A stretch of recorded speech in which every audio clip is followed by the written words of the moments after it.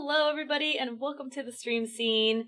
We're going to be talking about creative streaming today, and we are joined by some really awesome people today. But first, I'm going to throw it to my co-host, Hunter. How you doing, Hunter? Hi, ladies and gentlemen. Hi, Lowco. Hi, Chip. Hi, Misty. I'm particularly, I say this every time, but it's so true every time. I am uniquely interested in today's subject matter. Myself, as I was a career artist, a career painter before I started streaming, it was how I paid the bills. It was my profession. It was my life, and I haven't done it once since I started streaming. So I have so much invested in this conversation today, and I feel like a lot of people, a lot of streamers want to. I've talked to a lot of people on exactly this subject. Want to bring creative into their streams. They don't know how to do it. They don't know what the scene is like. And today we have two experts, legitimate career professionals on the Twitch creative scene, man. That is ImperialGrrl and ChipWhitehouse. ImperialGrrl, tell us a little bit about yourself. What are you about? What do you do? What am I? Well, that's a bigger question for just now. But for on Twitch, fair. I sew. I always like to start out. If you know anything about a company called ThinkGeek, they have a Tauntaun sleeping bag. We always joke with the people there that I will just ride on that wave forever. I made the Tauntaun sleeping bag for ThinkGeek. I've been sewing since I was 12 years old. I'm now not 12 years old. Oh, it's super great. I will ride that wave of like the Lucasfilm wave for the rest of my life. So but I've made everything from cosplay to I brought something that I made. It's over here. It's not done, but it's mostly done. And so I mostly sew, but I also do baking streams. I do Just Dance. I play games. I do something once a month where we try a new craft or a new art. Oh yes, we call it We call it Try Everything, and sometimes it's a Pinterest fail, but that's the funnest part, right? Like we don't know what we're getting into, so we try everything, not win everything. Exactly. And this month we like St. Jude. We like to just mix it up, right? We're learning ASL right now on stream. We do a little of everything. Yes, Monday. But in general awesome. We sew. And this is I have two sewing studios. This is my broadcast sewing studio, and then when we moved, I don't even have one sewing studio. Oh my god, sorry. You can share mine. I have 8 sewing machines. I didn't have room for them all in this room. It's tiny. This room's super tiny. It looks big. It's small. It's like SM all. I gotta say, you got sleeping bag, dude. Yeah, about it. I want it. It looks so. They smart gave me too. One. Like, wow, I didn't know anything about this sleeping bag. Yeah, I know. It's so cool. In my panels, they mentioned me in the New York Times, not by name, but the seamstress. What? Yeah, I know. My goodness. I was famous for like 0.2 seconds. I'll ride it forever. Well, Chip, you have big shoes. Chip, what are you about? You bitch. I'm a streamer as well. No, now, yeah, it's hard to beat that. I know. I'm a painter, is what I started off as. I just painted in acrylic paints. That's all I did. I just painted on a canvas with acrylic paints. But I also do digital painting. I've been doing that since I've been working with art, like taking art seriously since I was 16 years old. I'm 32 now. So I've been doing it a long time. Yeah, so just painting. That's really all I do. Recently I've been gaming a lot. So yes. Yeah. Maybe a little mix and match. Yeah. And so when you paint, you do a bit of a mix and match there too, right? You got like the digital, you've also got the physical, the plastic medium. Am I quiet? Chat's saying I'm quiet. Sound good to me. No, I think it's fine. Yeah, dandy. All right. But yeah, I do a little bit of everything. Yeah, sorry, zoned out because of the quiet. Yeah, that happens. So yeah, we're gonna cover a lot of different aspects of creative streaming today. And it's again another subject that me and Hunter don't have a lot of experience in, and that's kind of why we bring you guys on to teach us as well. So tell me a little bit about what you guys know about like the history of creative on Twitch, because Twitch has not always had a creative category. It's only been about video games mostly for. It's a bit of a unique history. Its first few years, and now you have different types of live streaming that you see regularly, such as creative. So tell me a little bit about like your experience with or the early days of creative streaming. Well, I can just say that I found Twitch because of the creation of creative. So it was because of Really? Bob Ross. Was Yeah, it I remember. really? Yeah, it Wow. was. Oh, that's I read awesome. an article that Bob Ross was now being streamed, and that was kind of half of it. And then I had a friend that I had known in high school who I guess had been watching Twitch. I didn't know anything about Twitch, and then saw that they created creative, and he was like, "Hey, you should do this. You should check this out." And I was like, "Live streaming? No way." You're crazy. No way. So I went to creative and watched a few and was like, "This is really cool." And I kind of got sucked in really quickly. And I was like, you know what can it hurt? Why not just do it? I'm already working, and why not just like have people to talk to? And if nobody watches, who cares? I'm still doing what I always do. Mhm. And that's how I found creative. So I wasn't here for before creative, right? So you didn't see the transition itself Transition. I just before saw and after. it was like November Of 2015. when I started. That was my first stream, was in November. And I think creative section was official in like October. October. Yeah. I almost know the date. Yeah. It's October 26th or it was something. It's like Bob Something Ross' like that. birthday, I think. I thought that's what it was. I was, something like that. It was that week. I know that because I was at Disney World. And I was mad. Interesting.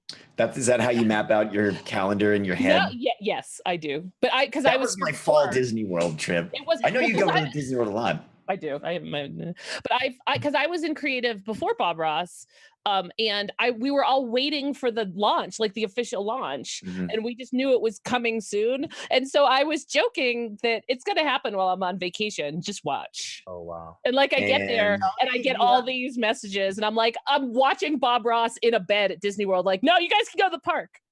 I'm gonna just watch because I was so enthralled.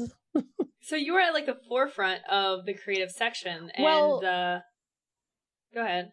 I'm sorry. One of them, I know that people like Domestic Dan and like I believe Cooking for Noobs and a couple other streamers were there. They really forged the trail in terms of creative. And when I started on creative, you could scroll to the bottom in like 4 clicks. Like you were done to the bottom, and like with the zeros and the ones, like that's all it was. And I started out gaming because I had come here during a Summer Games Done Quick.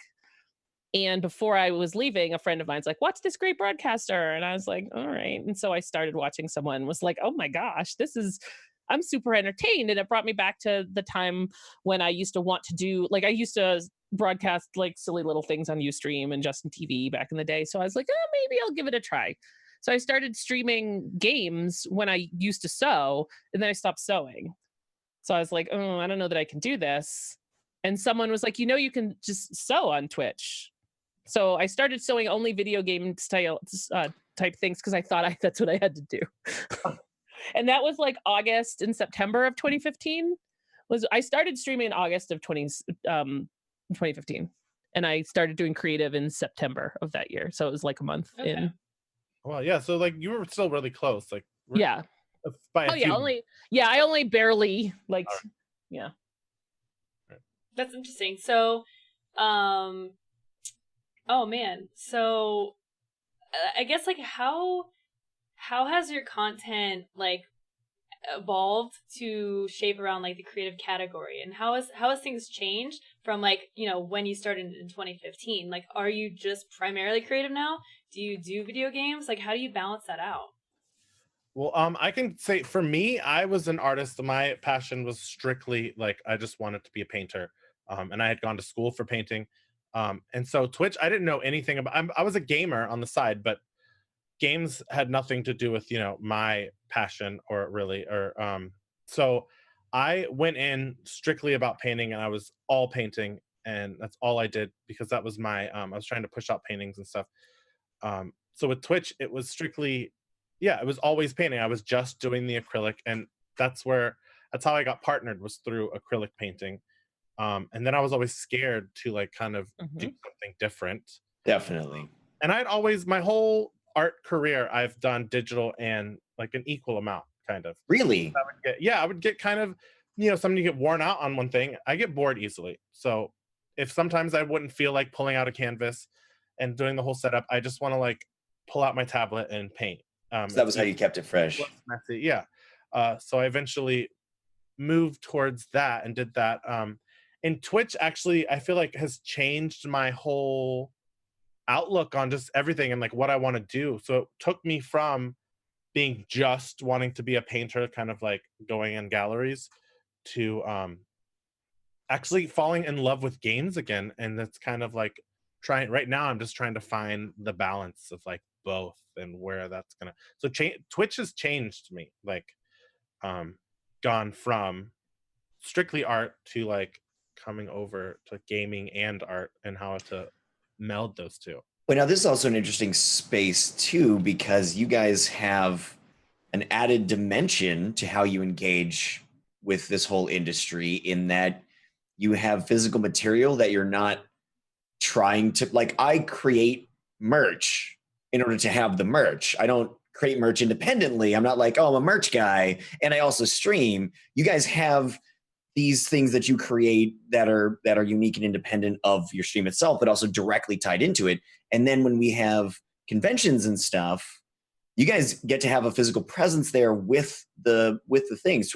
Chip, I almost called you Twitch. Chip. Yeah, I know you've been in the Artist Alley. Missy, were you? Nope. Very specifically, no.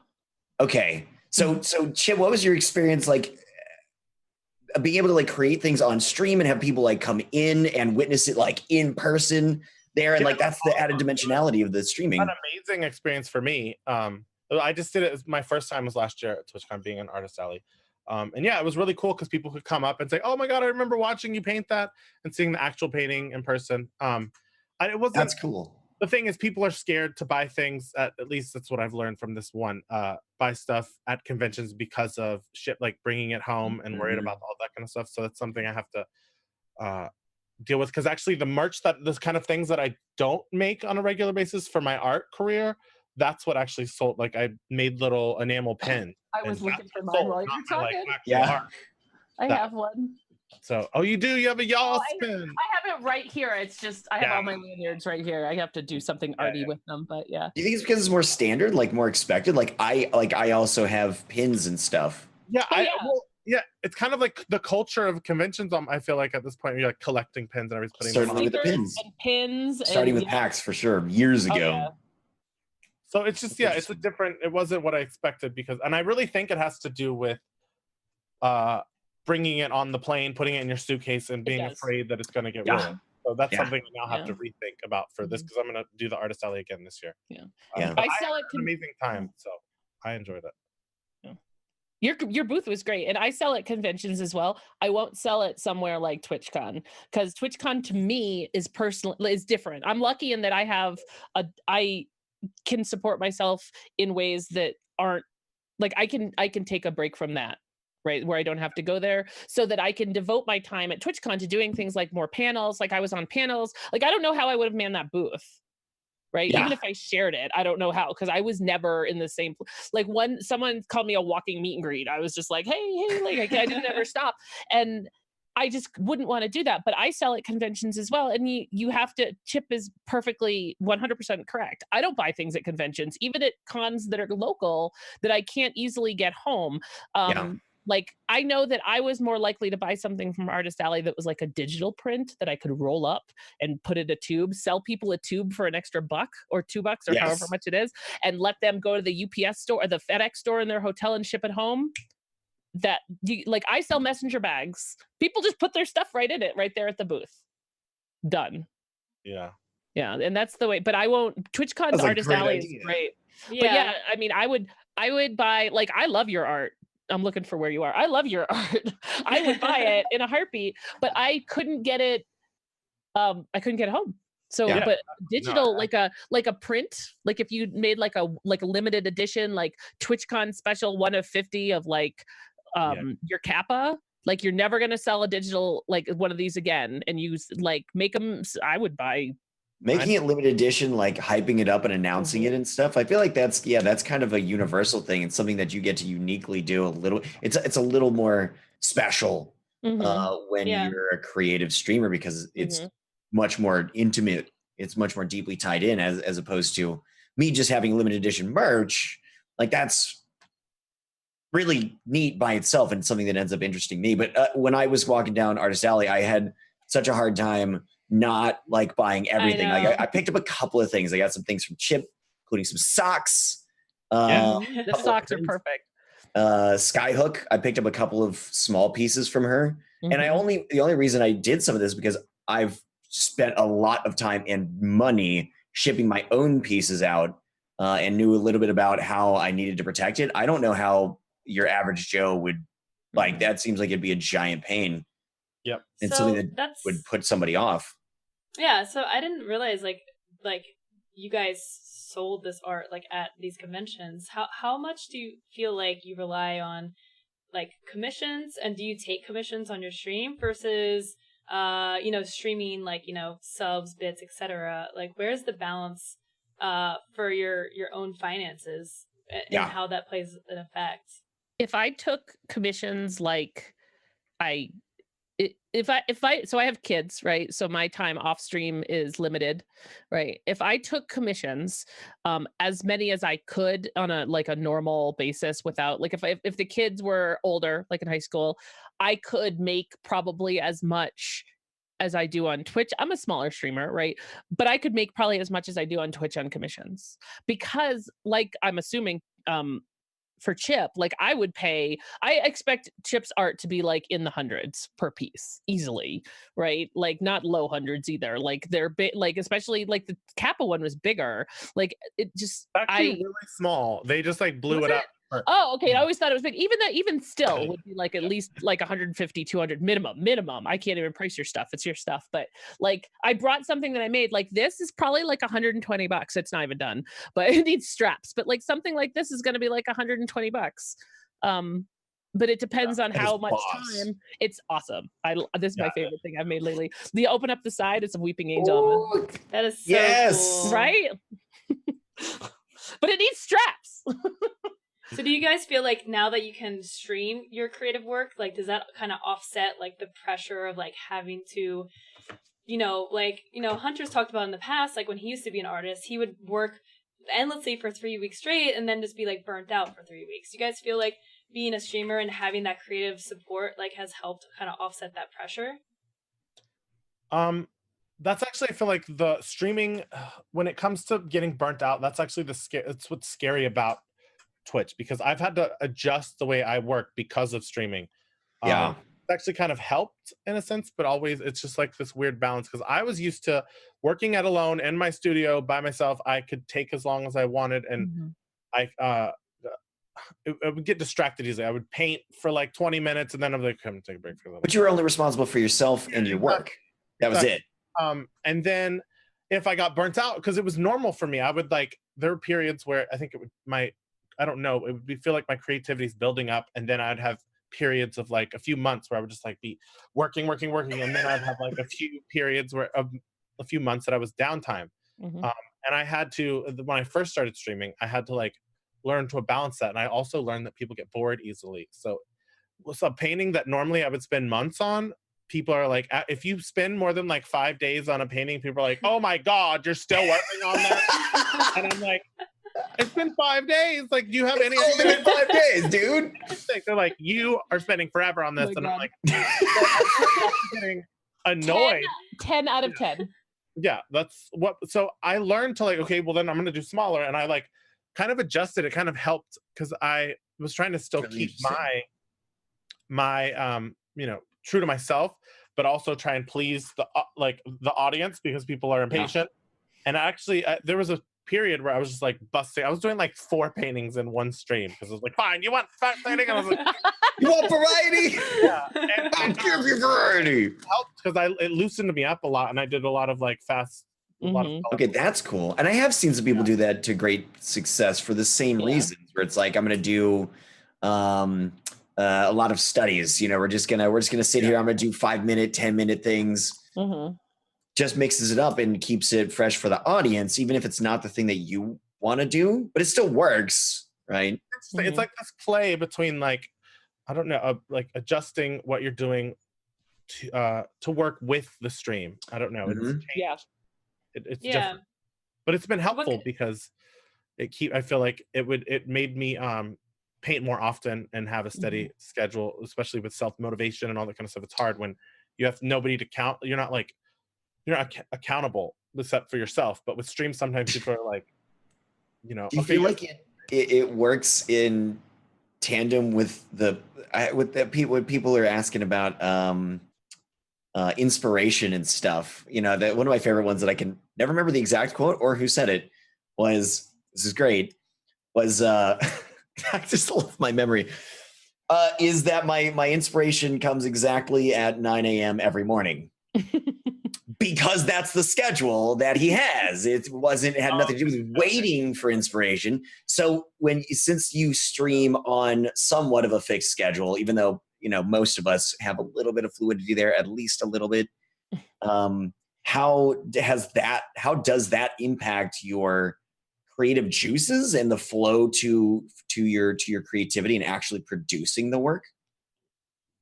It's me, because yours is different because I am in a so for me, I can go quick because I have a different type of creation, right? A different type of art. I actually have had this argument with many people because I always don't feel like it's art. I understand part of that is imposter syndrome, but a lot of sewing is following directions, right? And the creativity comes from saying, like, instead of this bag being in black with like white things, like thinking about it and trying to figure out how you're going to do it and how you're going to make it.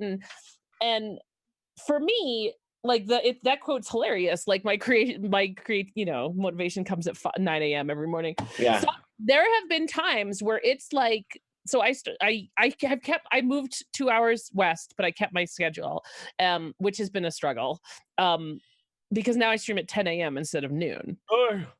Yeah, I'm like, oh, that's what happened inside too. It makes me, it makes, oh my God. And then I got to put on makeup. It's like, oh, what have I done? What have I done? But I feel like I streamed for 2.5 years from noon to 3 during the daytime. And if nothing else, I want to make it longer, not shorter. Like I don't want to move it around. So I might start just putting the first half hour being makeup application and the next sewing. But it's interesting. I know, but I completely agree. Bronze does it. It's great. Yeah. I have thought about it. I've done one makeup stream before and I have considered it, but it's maybe. But in terms of motivation, I have to have it's a give and take, right? Because Chip needs motivation to paint, but Chip needs paint that he has and a canvas.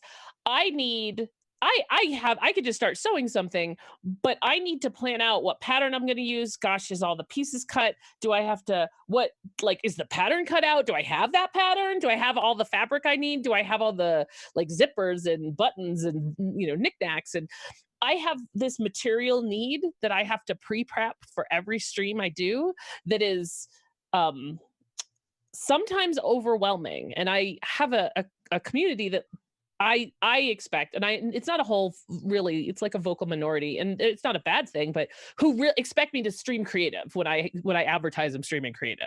So if I say, I know I'm doing 12 to 3 today, but I'm going to just game, people will not riot, but there will be a certain percentage of people who are understandably unhappy. That's not what I said I was going to do. So yeah.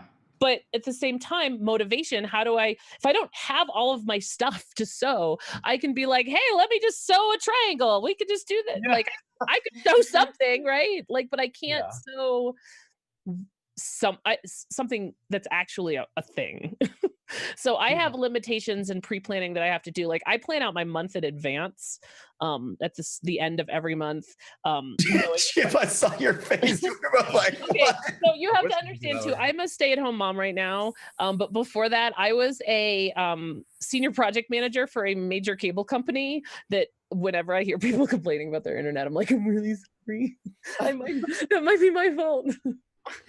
Because I was responsible for getting every cable modem online in the country for insert large cable company name here. It's not Comcast. I remember you telling me about that. So, yeah, so I worked I'm a PMP certified. My entire life is project management. People laugh at me because I'm going to Dragon Con at the end of next month. My cosplay schedule, I have it's scheduled out per day. I know when I'm wearing each costume. And I also have a project plan for creation of it, like of the 4 costumes I'm making. It's a Gantt chart. Like it's ridiculous. Yeah, so that's how I do it. I have a lot of pre-planning. So compared to that, my pre-planning was, I had to make sure I had canvases prepared, which were which was simple. I would have that planned out, and then so I just do a bunch of them and have them, and then literally almost every time I ever streamed, especially when because it's been a while since I've done acrylic, but when I was doing acrylic, I would literally 30 minutes before I was supposed to stream, I had no idea what I was doing. I have a collection of images that I've been saving throughout the years, and I just like scroll through and be like, all right, we're just gonna do this one, and I use that as the reference, and I have no idea what I'm doing, and I'm just like on stream, like, oh yeah, and that's how all of my things. So yeah, I'm very unorganized, and I don't plan, and I'm a huge procrastinator. So it was easy for me. Yeah, with painting, it was easy to just like, yeah.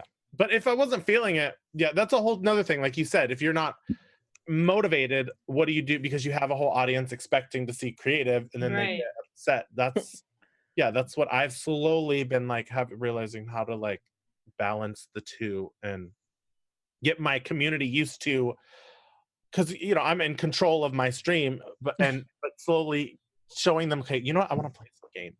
So so how are you doing that? Yes, please. The way I did it was like a little bit like drop it in, just like, oh, okay, well, one day we're gonna just play a little bit of games, okay, just for today, and then we'll go back. And over the years, I've just like started increasing the games, and then so is it like cat food and dog food, where when you change out the food, you have to 10% in. Yeah, because it let them eat it a little. Only did, and obviously people get upset when you're doing art, and people still will come in. But I'm like, you know what? I'm just not feeling it. Like I'm not motivated. I don't feel like painting right now. I'm gonna do this. And when I'm ready, I will. And I still will randomly do stuff, but yeah, it's just kind of, and yeah. So where does I think you have to slowly introduce them to something. Yeah, so where do you feel that balance for you guys is right now, like percentage of creative streaming versus gaming? And as a follow-up, where would you want that to be eventually? Are you working toward a change with that? So I do my Monday through Friday streams during the day. I always say if I'm streaming during the day, during the week, it's creative. Like that's my rule. Nights and weekends are games. I would like to be, honestly, especially with the fact that people have been like oddly receptive when I've gone to cons about like, you should play our game, you should do this. It's really weird. I'm not used to that part of it because there's no one from Simplicity at cons like, you should sew our fabric, our patterns, like, right? Like I have tried, trust me, I have reached out to like McCall's and Simplicity, and I'm like, dude, cosplay repair station. Yes. Oh my God. Yes. Why do you not have one at a convention? And then you're like, and here's a sewing machine you can buy. It's really awesome. And here's some patterns. And you should. Oh my God. That is a genius idea. Right. And they will not. I have no connection. So if you're watching. So I saw somebody from Simplicity at Dragon Con a couple years ago, and they were just like sitting there bored with like a thing of patterns. And I'm like, you should do this Twitch thing. It's really awesome. This and that. He's like, our customers are dying. It's all old ladies that sew. And I'm like, I have a sewing sleeve. Can you talk to me? Like you're missing That's such a disconnect then with a company. Then that company is like, bye. Right, but it's Simplicity. Like they're literally the largest pattern manufacturer in the world, and they make cosplay patterns. It blows my mind. But I old people doing cosplay. Hey, I'm gonna be an old person doing cosplay. I'm that audience. Still, I don't know. But I don't know. All the time. Yeah. But I would like it to be 50-50. But for me, I am intent on adding time rather than taking away. I only stream 3 hours a day for creative during the weekday because especially during summer vacation, I have 2 kids upstairs who right now are like, whatever, mom, go away. I'm playing Fortnite. So they don't give a crap about me right now, literally. And they're older, right? But when they're at school, I can, as long as everything's done, because that is my primary job is the house, which is a whole weird thing. But I'm trying to add the time at night when everyone's at bed, because everyone in my house is early, like they go to bed at like 8:30, and I'm like, what? is that a time where people sleep? And so I'm trying to add more nights, and it's interesting as a gamer at heart, right? Who does creative and then trying to get into the gaming space. Chips, it is like the dog food analogy. Like I started with Sunday morning games because that's when I used to raid WoW before I streamed.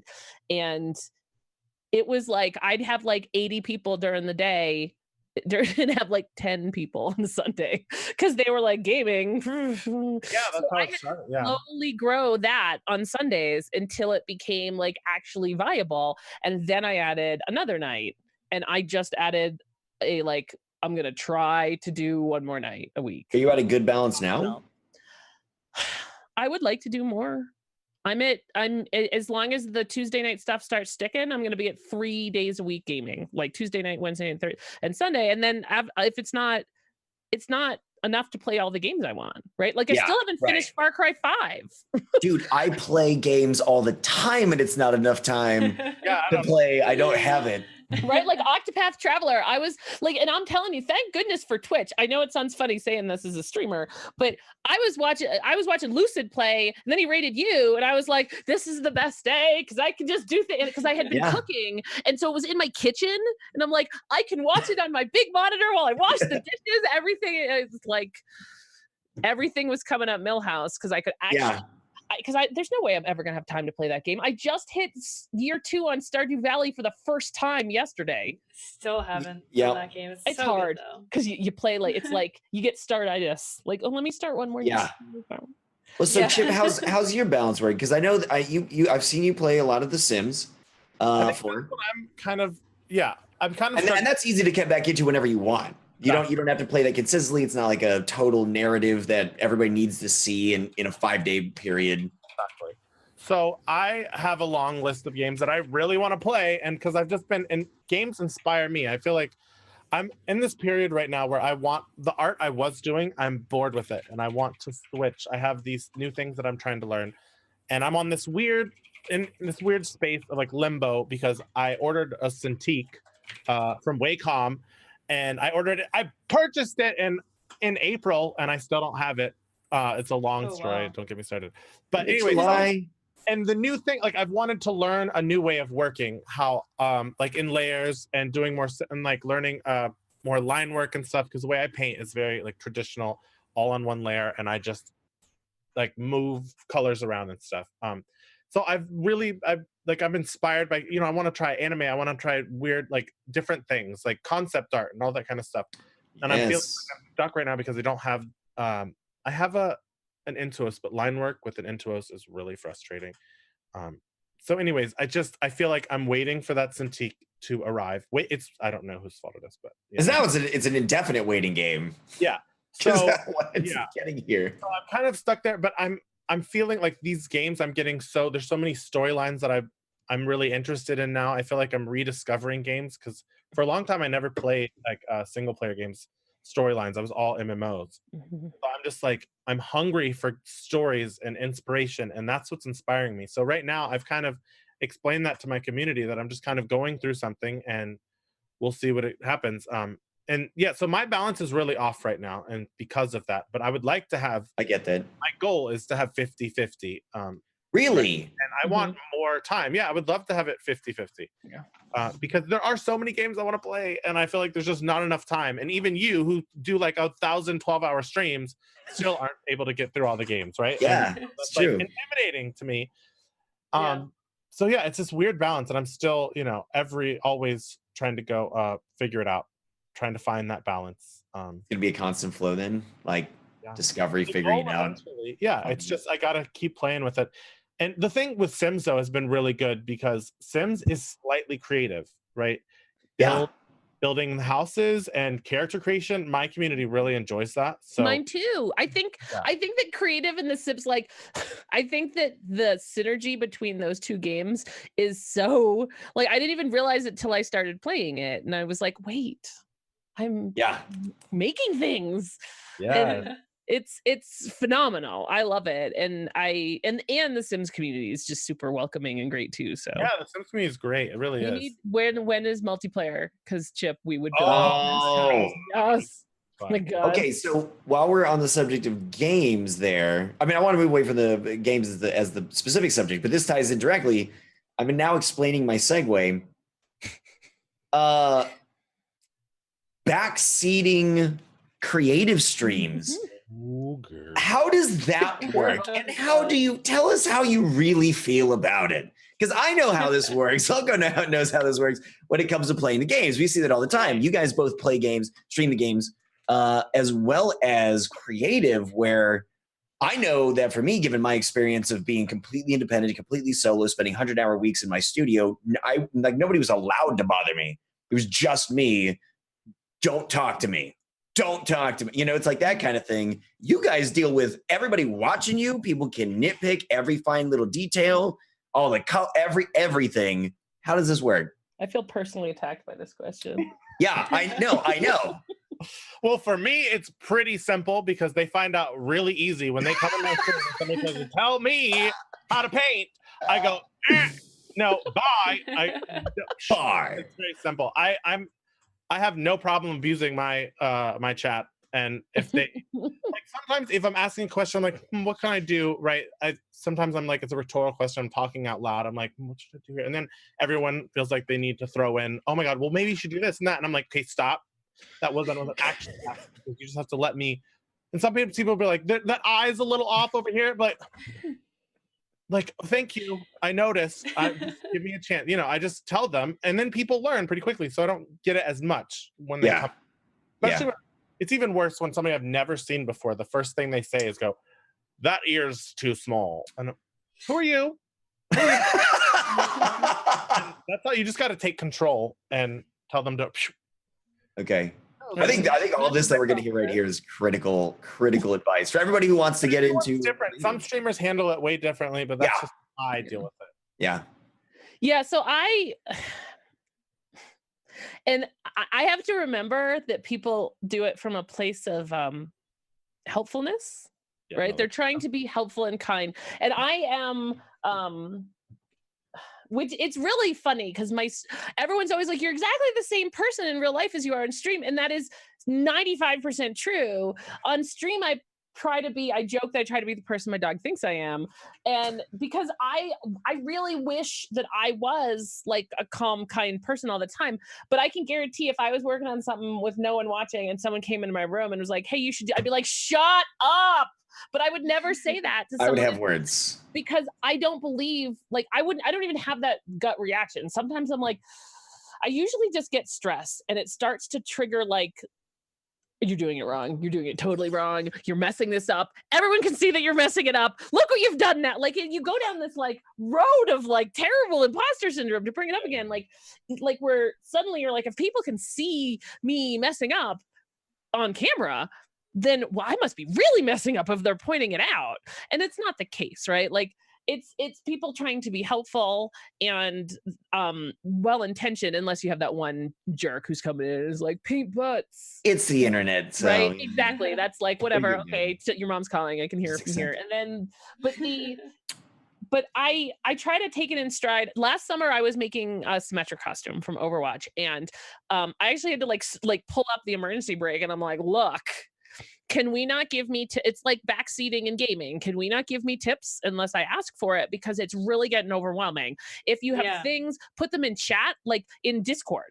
If you have like, hey, maybe here's another thing you could try, put it in Discord. Because right now, even if I make a mistake, I want to make the mistake. I want to own it. I want to learn from it. I want to move on from it. Because if I can't make my own mistakes, how am I going to get better at something? Like we're styling wigs today, and I have never styled a wig before in my life. And it was great because I was like asking people questions. If I'm asking questions, please jump right in. Right. But if I'm trying to work on something, especially something I've done before, I try to tell people like, hey, let's, you know, let me be me here. Okay. So but people a lot try to speaking of wrangling chat with this kind of stuff, how do you guys feel about IRL? I'll let Chip go first. I'm interested How in this. do you guys feel about IRL? Because we started with creative opened up all of what has come since then, and you guys were sort of on the forefront. Is what we're talking about. It's like, Chip, like you got in right then, like that was what drew you in the first place, and you guys are obviously inherently creative streamers, and a lot of creative streamers now stream in IRL. What do you guys do, and how do you feel about that situation?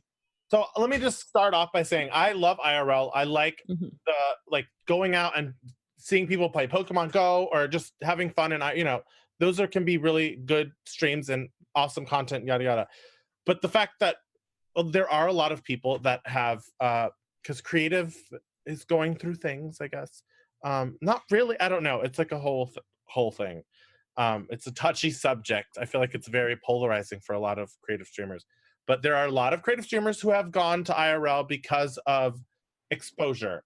It's numbers. That's all it is. It's simple. If you look at IRL, You're addicted to metrics. That's true. Mhm. there's a lot more people watching IRL than there are the creative section. So that's like, well, I see a huge difference. If I stream in IRL, I get more views. So then I'm going over there. And that's There simple. has to be a question of quality there, because Oh, there is. Yeah, and there's also, that's the thing, the community is completely different. Creative, I feel people are in creative to see creative things, right? They're trying to find it, and so there's a different mentality. why else would you be in that?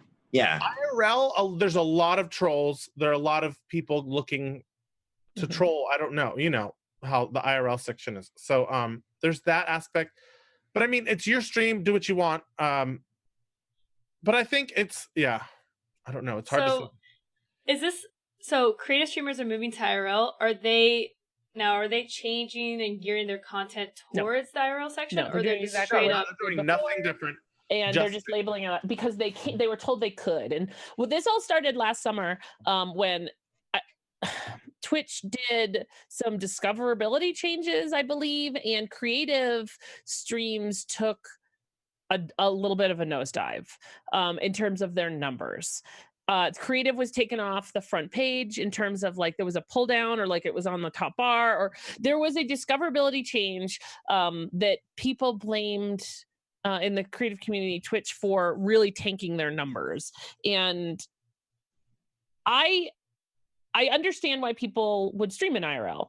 But it raised two different things, right? Like, where do we stream to be the most discoverable, and creative's dying. Now, creative's numbers never went below what I've seen them at before, right? Did they go up? Oh, the other thing was that creative lost their dedicated staff on Twitch. Yeah. Right? And now that was a big thing. That was not only was that a big That sounds that painful. it was painful, and the most painful part about it was, and I've given this feedback. I like to say I won't say anything to someone that I wouldn't say to their face. So I've said this to Twitch, so I'll say it to you guys. They really messed it up the way that they did it because they didn't tell us. Like I went from PAX last year where I had me and a bunch of other creatives had like a sit down brunch with a creative partnership staff, and it was great. And we had a great big this. Less than 6 months later, they're all repurposed into different parts of the company. That's fine. I understand that. I understand, like, again, I worked for, gigantic cable company. I understand how corporate America works. Sometimes you got to shift that around. Exactly. And it's great. Like, I agree with Monkey that now you have, like with Moss, Monkey on Strike, now you have people who really care deeply. Spearhead of yes. creative. Yeah. Who really care deeply about creative in all different parts of the company, now raising the profile of creative in general. I think it's fantastic. He sold that to me, but no one ever sold it to creative. No one ever told creative. Yeah. There's never, still to this day, a year later, been an official announcement. Yeah, they never told anyone. I had no idea. Quietly went away. Like, we had to all kind of figure it out. And so it was one of those things that really left a bad taste in people's mouth, understandably. So between that and the number drop, everyone kind of like rang the death knell that creative was dying, and people were looking for different ways to do what they did before. And a lot of people went to IRL doing the same thing. Or like I did this a little bit with Symmetra when I was making my cosplay last year. I would stream one day in the Overwatch category because that's allowed. If Chip was painting an Overwatch painting, he could paint in the Overwatch category. So we'd do it for 1 day out of 5, and then the other 4 we'd stream in creative as kind of like a, hey, we're here. And I have no problem with that, even with IRL, with anything, right? You kind of have to. I mean, you got to do what's best for you. Right? Exactly. And again, I agree with Twitch. See, now I'm calling him Twitch. I agree with Chip.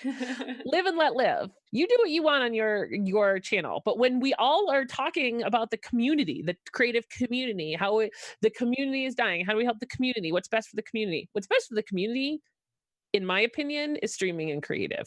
Because if you want to sell the fact that there is a creative category on Twitch, No one's going to come in and start looking in IRL, looking creative. And when they see the numbers are low, they're not going to stick around. Can sometimes being in a dip, in a lull, be painful? It can be. Yeah, but sure. get in together and you say, how do we fix this? If Twitch isn't going to fix it and we care, how do we fix it? Right? Twitch invested in us, and they invested a lot of resources in a really small category. I do not blame them at all for shifting those around. We had like 5 dedicated people for a directory that never hit over 10,000 without Bob Ross. Exactly. Right? Like, and we had 5 dedicated people. Come on. Yep. Come on. That's kind of the confusing thing, is because like they had the Bob Ross thing. They expanded to like food, right? They did like the 24/7 food channel, and so it's like they had all the support, and now you're saying that the people that were behind that team's gone, and like I don't know the last time they've done a creative like type promotion. It's like, I mean, is Twitch still trying to expand from gaming, or are they kind of honing back in? Well, IRL, yes, and Rouse, someone in chat had a very good point, which is IRL never has and does not currently have a staff like Creative did, right? So no other category really did, and I think that what they did was right. But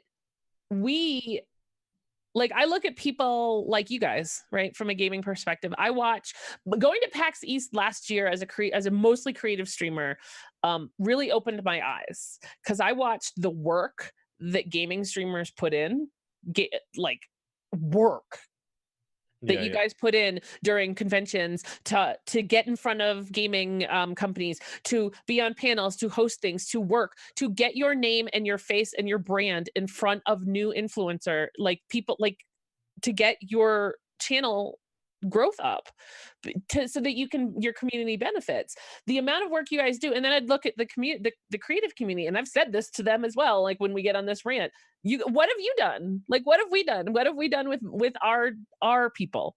Nothing. It's a little bit like of a more uphill battle for you guys, though, because at least Twitch has been inherently about gaming. But we chose this, right? And we had we had a whole staff that helped us for a year and a half. And I mean, if that's not the hand up over the fence to help you out, I don't know what it is. Like with so many things on Twitch, a lot of people, for reasons that I totally understand, complain about Twitch not doing the work that they want to see done in order to help them individually. And I certainly appreciate your point of like, we have power here. We have some control here. Like, we can choose to stream in that category. We can choose to draw that attention there, instead of when we literally abandon it, we are causing it to deteriorate. It's like Twitch isn't actively going out there in a lot of ways, in most ways, fortunately, and like tearing creative down, like actually like deconstructing it and forcing people into IRL. Like, that's a choice on the side of the streamers for the metrics, which is understandable. But at the same time, like you were saying, if you want Twitch creative to be more successful, help make it more successful. You have that. You have some of the power. Because it's like the community. There's like the community aspect, which that's why I loved creative, and I still do love creative, because creative, we have like this bond, all of us. But then it's like, but what do I do? I'm worried about surviving and making money, and my stream matters. But then, so it's like trying to figure out which to do. For me personally, I tried IRL because everyone was talking about it, and I refused, because I'm a very like, I bleed purple, I bleed creative, right? I'm very what's the word? Loyal? I don't know. I'm when I do something, I do it. So I was like, I feel very connected to creative, and I never left. I did not want to go to IRL. I was really annoyed that people were going to IRL, but they kept telling me, well, I'm seeing my numbers are doing so much better when I stream there, yada, yada, yada. So for like a week straight, I was like, fine, I'm going to try it. I'm going to stream all IRL. And to me personally, I saw absolutely no difference, but a lot of people swear by it. So it wasn't a big enough reason. And it just didn't make sense to me, because I'm not, when I think of IRL, I think of we're walking around on the street. But if you're creative, you're doing something creative, you should be in the creative section. Like, I started during all that, I started doing the first like 20 minutes of my stream in IRL, like when we, I do that too. Chat, and then I would switch to creative. And that I felt like if that was going to make a difference, that was going to be what's making a difference, right? You start, you pull people in, and hopefully they stay for creative. And I mean, I had a week on the front page. It was great. and I still had people there saying there's creative on Twitch. Yeah, I still get that. I still yeah. And it was great, but it was one of those things where what I do is a niche market, right? Yeah. And I understand that. And my numbers ebb and flow literally with the school year. And I'm okay with that too, right? I love my community. I'm happy with them. And don't get me wrong, the metric struggle is real. Like everyone has that moment where you look at your numbers and you're like, I am judging myself so harshly based on this number, which we all know we shouldn't do, but we're human. Yeah. And we do. But other than those brief times, I agree with creatives like this. We're lucky to have it. Yeah. The creative staff built this amazing place for us. And even though they've moved on to other parts of the company, I feel like we have now, like all, some of us have, raised the torches and everyone else is coming with us. And we're going to have a party, a nice party. A very nice party. It's a terrible analogy now, but a very nice party. Do you guys feel like that creative streaming should even be allowed in IRL? Because, we could talk about IRL as a whole thing, and we probably will at some point, a whole episode. Yeah, it's going to be its own independent show. Like, it's definitely one of a big issue is because it has so much visibility, it's so chaotic and unorganized, and it's not like it needs to be cleaned up. How do you guys feel about, creative having to stream under creative? Because I feel, IRL at this point right now, I feel like IRL is whatever you want it to be. You can literally play games on IRL, you can do it, and that's very confusing. So it's basically, if you don't want to have a topic, that if you don't want to choose a category, then you just go to IRL. And it probably should be cleaned up and made, I don't know, it's just organization. It just doesn't really make any sense. And I think that's systemic across Twitch, right? Like the categories are, I hate to say a failed experiment, but they're certainly not performing up to what their potential is. Yeah. And I think that's because of many reasons. One is that, anyone can make a category, and then you have something like I run the cosplay community, and it's brutal. Right? Like the amount of people, because you can't go into someone's stream and be like, hey, you're not broadcasting the right thing. And so we just time people out. And then I have people who come to my channel on stream and like, I need you to talk to me about this timeout. And I'm like, I need you to go away right now because I'm streaming. Yeah. So I think that you're talking about the hashtags. Yes, the communities. Twitch, right? There's just, there's no good way to organize people. Like IRL is a mess, but what's the solution? Right? There's no, communities aren't really, I don't know that they're at least in their current iteration. I loved hashtags. Hashtags were the bomb.com, but bringing back tags. If you hear that, they're bringing back the tag. They have, if you didn't know, Twitch has the discoverability thing. They show all the stuff that they're working on, and tags are one of the things that they are currently working on bringing back. So that could. Good, I hope so. I like tags. Tags were good. But a way to organize these things, I think, would help immensely too. Because if you're doing IRL, like, say, what if you're doing an IRL art walk, right? You're out with so I have an IRL rig. I love streaming outside. I love doing that. Like, but if you're at an art show, is that creative?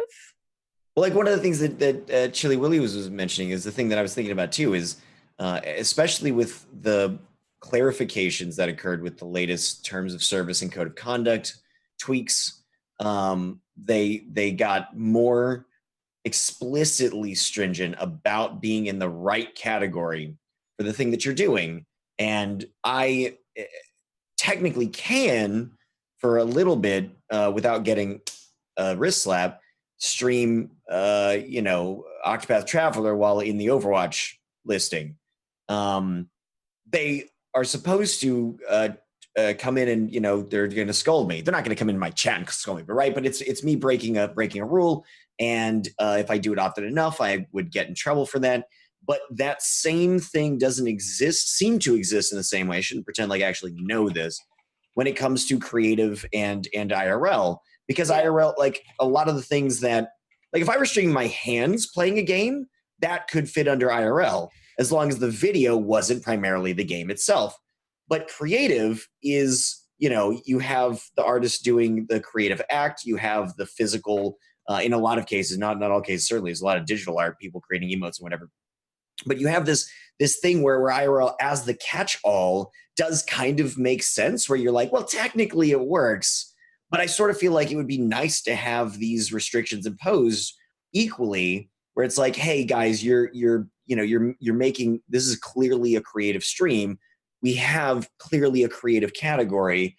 Right. You should be streaming in the category that's literally built for this thing that you're doing, like it's enforced with everything else. Yeah, that's the thing with IRL though. I've seen people, you can play any game you want in IRL and that I don't know if that's a problem because I see that all the time. You're not supposed to.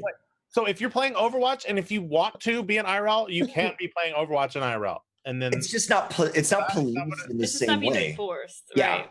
Because technically this is my real life. I'm in real life playing Overwatch, so that's the You argument. can see my real face in real life right now. Creating a house in The Sims 4. Yeah. Yeah. I don't, But yeah, before we get too ranty on the IRL, Yeah. we'll definitely need an episode on that. But Yeah. I want to gear it a little bit back towards the creative aspect, and I want you guys to throw out maybe some tips and tricks, especially involving keeping chat interested in the content. Because as you guys have mentioned, a lot of creative work takes time. It's slow. How do you keep chat engaged and interested continually in your stream during your creative streaming? I mean, it's rough. It's still something I deal with. Especially with painting. There are times when it's hard. It's hard, like there's a thing with painting or maybe just all creative where you get in the zone. Where kind of time stops and everything and you don't know what's going on and you just kind of are in this mode. And it happens, and that's actually something you want to have constantly. Like when you're as an artist, you want to get in the zone. It's like what you live for. At least that's what I do. Live for those moments. But it's not so good when that's on stream, because if you zone out, you go, oh God, I'm straight, and then you forget and you have like a whole It's thing. been 45 minutes since I said anything. So that's, I think, one of the hardest things for artists who try to come to creative is to learn that and to get out of that habit of zoning out. That's why you can be an amazing artist. You could be a famous artist and you come on Twitch and not be successful because you're not used to this aspect of having to interact with your chat. So I pretty quickly trained myself to, snap out of it really quickly. And obviously I'll have periods where oh God, I'm sorry, it's been 10 minutes. And so that's that aspect. What I feel like that's something you really have, all creatives should work. I mean, you can run your channel however you want. I just personally don't like going into a stream and the person's not talking to chat. If I like talking to people. That's why I like Twitch. I like interacting. When I watch a stream, I want to interact with the streamer. But yeah, that's I guess when somebody's an artist coming to creative, just practice. It just takes practice, and I still struggle with it. It's still a thing, no matter what I'm doing. Even playing games, sometimes I'll zone out. But yeah, I don't know. I think interacting with your chat is a struggle and a thing. Yeah.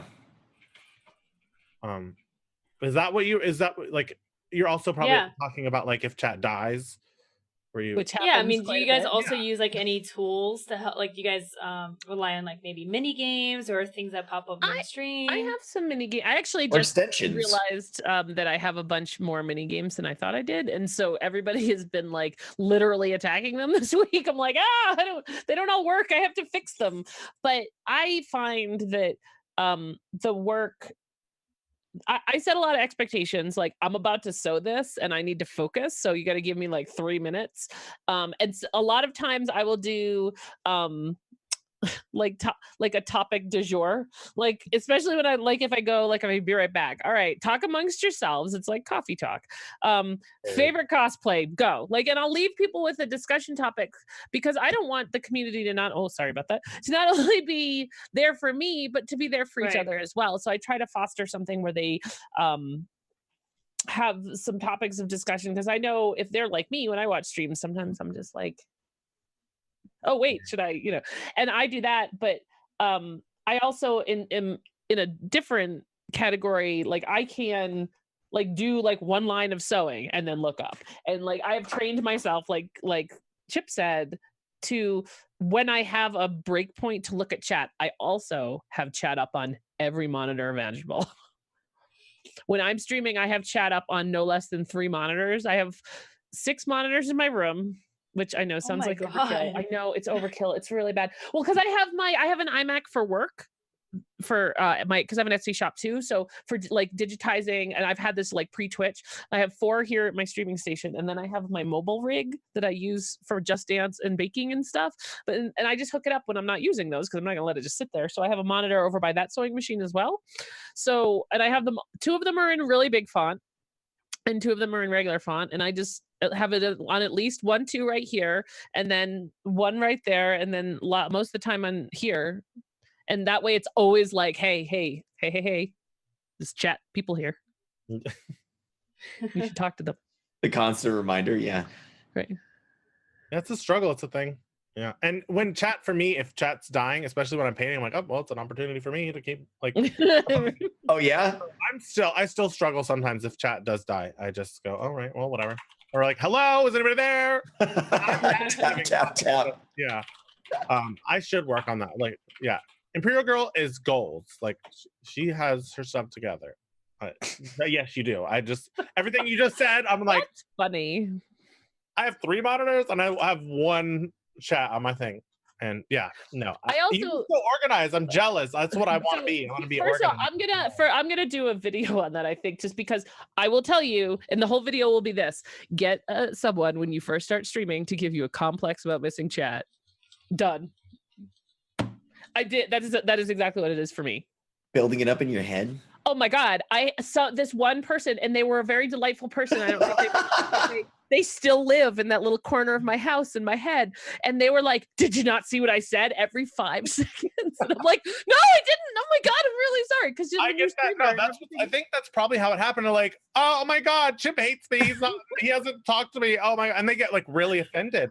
I know, and I'm not. Like I'm not skipping. Like it's hard sometimes when there's a lot and I'll miss what people say, and then they'll go, I figured you didn't want to talk to me anymore. Yeah, so I built up a complex too. Oh, I think the complex, for every complex, I put chat on another monitor. Yeah. Oh my goodness.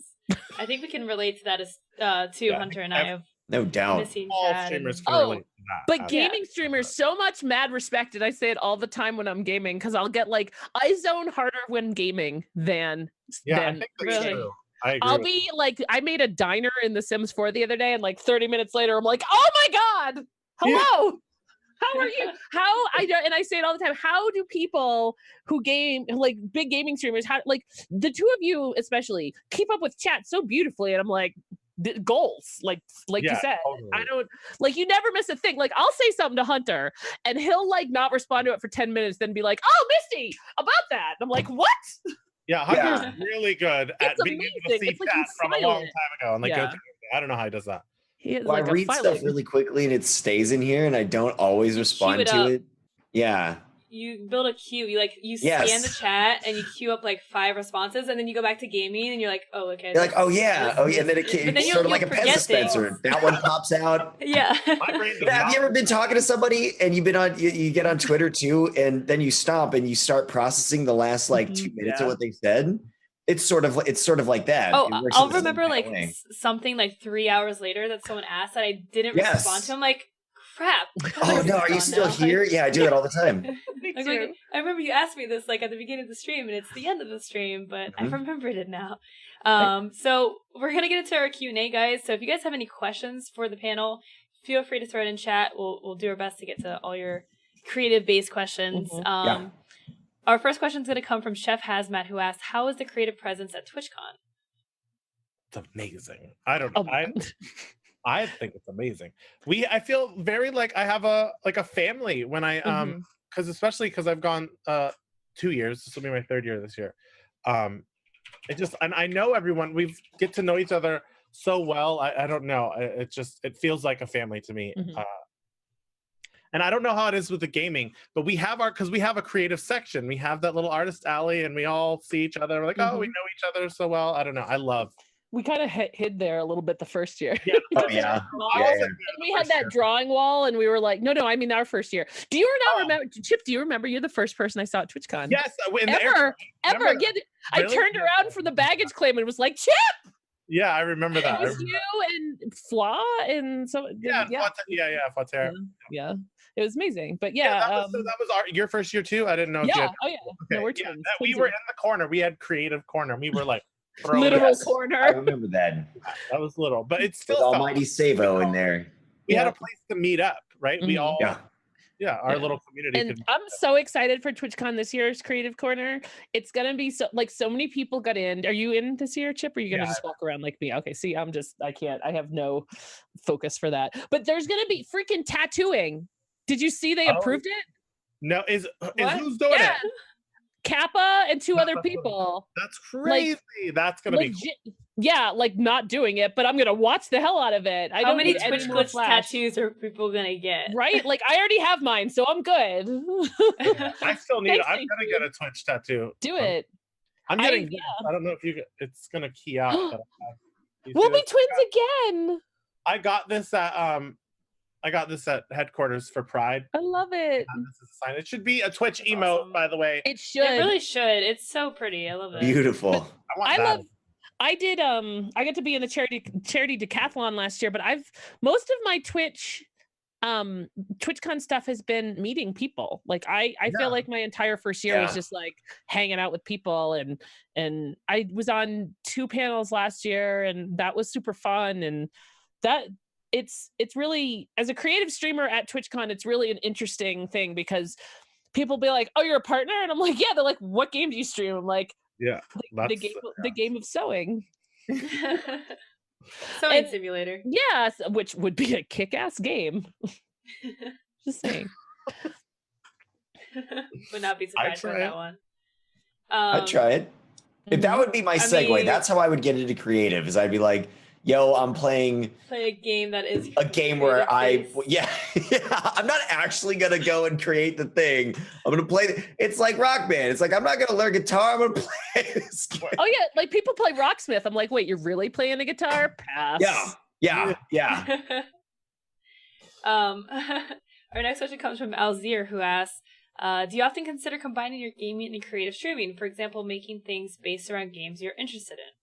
Or games And that was a question I had for us, for you guys as well, is how do you tie things in from your, because both of you are very invested in certain types of culture. Mm-hmm. But so this one is about how do you tie the games into them. I'm also curious at how you tie other parts of your life into the creation and the creative acts. For me, I had wanted to, there have been a few times where I would do some fan art. I never really did a lot of fan art when it came to games. But that's actually something that I've been wanting to get more into, like do more splash art, as they call it. I've been trying to learn that kind of stuff. You can Google splash art if you don't know what that is. And do more, so tie in the game. That's my goal, but I feel like I need my Cintiq to do that, so I'm being held back. I'm still waiting. So oh, this is so torturesome. Yeah, I'm using that as my excuse right now. So yeah, no, I love that. So I haven't been that successful at doing that, because for me, the tie-in is just like, I want to take a break, and that's what we're doing, right? That's my tie-in. There isn't, I'm not like trying to segue. I'm just doing, this is what we're doing, and this is what we're, right? So yeah, I would like to have it more. Okay, we're gonna, like, I would play Nier, and then I'd love to paint, 2B or 9S, whatever the name, or paint the characters afterwards or something like that. That would be, those are goals, and that's what I would love to do. And we keep some people tied in there, right? So for me, it's just cosplay. Word. Like I'm sorry, I did an N7 wallet once that people lost their minds over. I don't know, but I only made one, so that was a great idea. And so people love this. Only make one of them. But I do I'm making if you ever seen Parks and Recreation, I'm making a Pawnee goddess. Oh my goodness. From the show. I watched like a few episodes. Oh my gosh, you have to get through the first season. It's majestic. But it's like a Girl Scout, but it's the best club. It's a better club, which is a patch that goes on it. So I'm digitizing all the patches right now, and I'm embroidering them on my embroidery machine, and then I'm gonna wear it. But I also did Symmetra last year. I'm doing Pajama May this year. I made the pants the other day, the pajama pants. I ordered like a pattern, like patterned fabric that looks just like the ones that she wears in the short. I have the slippers, the whole 9 yards. I'm doing the wig styling, like, so I'll try to, and I play a lot of Overwatch. So I generally do it like that, but I would love to do more like I play this and then make that, like what Chip is saying. I absolutely, my stuff moves so glacially slow, and when I take commissions, I have to balance it. I have to figure out a better balance between commissions and personal work. Amen. Because I feel like I do like 17 commissions, and then I'm like, I don't want to do anything for anyone else for like a year and a half. Goodbye. And then I feel bad because people are like, when are you opening up commissions again? And I'm like, I really want to do one for you, but I hate life right now. That would be a huge struggle for me, especially with the way that I produce work. What's that, Chip? Yeah. I'm dealing with the same thing. It's exactly the same issues. I have a question. I'm going to cut the line here because I just thought of it. I don't want to forget it. What strategies do you guys use to gain exposure for your stream and for your work? Mm-hmm. Well, for me, Twitter is how I've met other streamers. I've found a lot of streams through Twitter. Twitter, I feel like, is a mandatory thing, in my opinion, as a streamer to have. Agreed. That's how, and it's literally just been making friends with people, and find people I'm genuinely interested in. And it's just been through friends. That's how my exposure worked. Getting rated or rating other people, or just, and creating genuine friendships, like-minded people, and we just all help each other. Yeah, that's how I always say I'm really bad at networking, but I'm really good at talking to people, like meeting people. Like I like people, but I don't like networking. But at the same time, it is a necessary evil in this industry if you want to be anything other than a hobbyist streamer, which is fine. And there's nothing wrong with that as a partner, affiliate, or just, it doesn't matter. So I don't want to make it sound like that's the thing, but I've been getting really into Instagram lately. Like I'm upping my Instagram game after I hung out with a friend's niece that she's like, let me show you what's Instagrammable. And I'm like, first of all, that's not a word. Second of all, it's super old. Teach me your ways. And so I've been trying to get better at that, but also like I always have business cards with me. I'm telling you, and I did not get this as a advertising thing. I can't go anywhere now without like a jacket on with this Twitch tattoo. If I ever wear a Twitch shirt, I always get asked about Twitch. Oh my God, stream? Twitch? Yeah. Yep. Do you do that? Yeah. There's a really large Pokemon Go community here in Colorado, and every time I go, people are like, oh yeah, this and that. Oh wait, are you on Twitch? Do you stream on Twitch? Do you like Twitch? Do you like, because of the tattoo? And so that's bizarrely, like I've gotten subs that way, multiple subs from meeting people in local establishments, like awesome people that I've met, because like one dude in Lowe's literally like faced me, like he's like, are you ImperialGrrl? I'm like, I'm out. That's cool. That was the most bizarre moment of my life. That's amazing. And I was like, no, but it's I think I almost lied, but I didn't. But he's really nice. He stops by the channel all the time. But that's awesome. That's the thing. It's genuine people. Like I talked to him and we had a nice conversation, and he made 2 and 2. But I think that even I would rather personally grow my channel onesie twosie, meeting people and making genuine relationships, than like some dude at TwitchCon who was literally shoving cards in people's hands. Absolutely. And then got banned a week later. Well, that doesn't work in the way that people think that it will. The thing that you're describing, genuine relationships, plays out really well, and in conjunction with what Chip was saying with Twitter. Like Chip tweets all the time. When I first met Chip, I fell in love with Chip very easily, but he stayed fresh in my head, which on this platform, it's really easy to forget people that you love. You can love them to death, but there's just so much going on. There's so many awesome people. It's easy for people to fall in the cracks of your head in between the, what's that phrase? I don't know what the phrase is. No, but cultivating especially when you have a visual aspect to what you do, like Swiftmo in here, he creates GIFs or GIFs of me all the time, and I get to use that. But you guys are actually creating artwork and these creative pieces that you can put out there for people to see, and curate a really nice and interesting social media presence that keeps it fresh in people's minds. So building that, I feel like that's a really good one. And it allows both things to happen at once. So like I was able to come back into Chip stream every once in a while. I was like, oh yeah, I gotta go watch. I gotta go get me a fill of some Chip because he kept showing back up. And then we had the personal interaction thing. Yeah.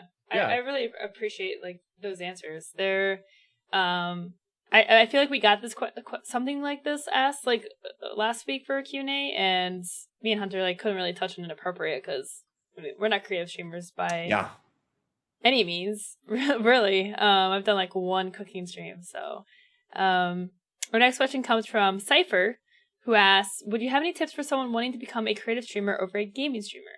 Mm-hmm. Well, setup is complete. It depends what you're creating. Setup is a whole nother level when it comes to creative. You have usually more cameras, and it's really frustrating. Lighting can be obnoxious, like really horrible, especially when it comes to painting and trying to get sweet Jesus. So it's a whole thing. Yeah. I so actually be prepared for that. But. Yeah, they did 100%. What you're doing drives all of that. Equipment is literally your number one concern, especially if so your question is transitioning from a gaming streamer to a creative streamer, right? So I'm going to assume you already know how to stream, right? You know all the basics, you know what to do, you know all the culture, this and that. You want to stream creative, it's all about the equipment, which is because people want to see what you're doing, right? I have a ridiculously high amount of cameras, about to be in 2 separate rooms with 2 separate, like I'm going to move is this my on par with your monitor count? Oh, more. I have like 8 cameras. What? I just got a second camera. Well, yeah, but you don't need 2 cameras. Right, I don't. What do you like? What would you have? That's like, what I'm saying. Camera? Like I literally have a camera I can put my hand on right here. I have my 1, 2, 3, 4, 5, 6 in here right now. That doesn't include my dog cam, which is currently out of commission because that one's just for fun. And then I'm gonna have 2 more in my other room. So lighting cameras. Yeah. Yeah, and just make sure people can see what you're doing. That's like definitely the main thing, because if they can't see what you're doing, then what are you doing? Right. Right. And I have so I have 3 sewing machines in here, and they're all cammed, all of them. Right. So there's 3 on each machine. There's one over my head to show what I'm doing when I'm like cutting things out. And then I have my face cam, and then I had to put eyes on my main camera so I knew which one to look at. I would recommend, like, depending on what you want to do, find other streamers that are streaming what you want to do and learn from how they set up their stuff. That's sure. When I wanted to start streaming, I was watching painting streamers, and that's how I learned. I just said, oh, okay, that makes sense. I'll try and do that. And I figured it out and just played around with it. And we were talking earlier about the transition, and I've used this a couple of times, which is the pet food one. When you're changing out the diet, you're sprinkling it in and gradually moving into that other space. I assume that's the advice that you guys are kind of giving that earlier too. Yeah. This is 3 years in for me. Streaming is, I'm a stay-at-home mom. Streaming is not my source of income. Right. So fully put that out there. I use streaming to enable me to Twitch. It pays for my equipment. It pays for my trips to cons. And that's all I use it for right now.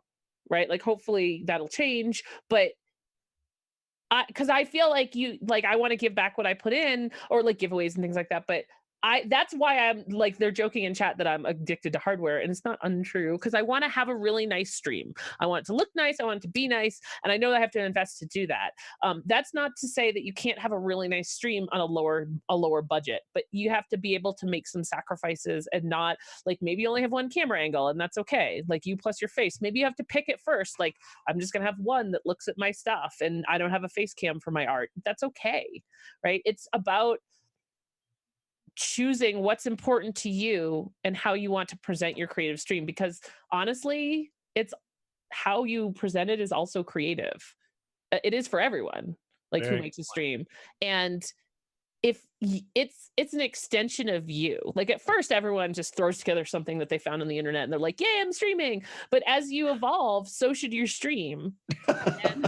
Right? Like, I know that's 101, but not for everyone. And sometimes not even for me. I forget. It'll be like a year and I'm like, oh, I haven't even looked at that panel, and I'm like 80 years old. It says I'm 20. Yeah. Oops. Right. Yeah. That. But being conscious of what people want to see, like Chip said, like people want to see your creations and making it so that they can see them.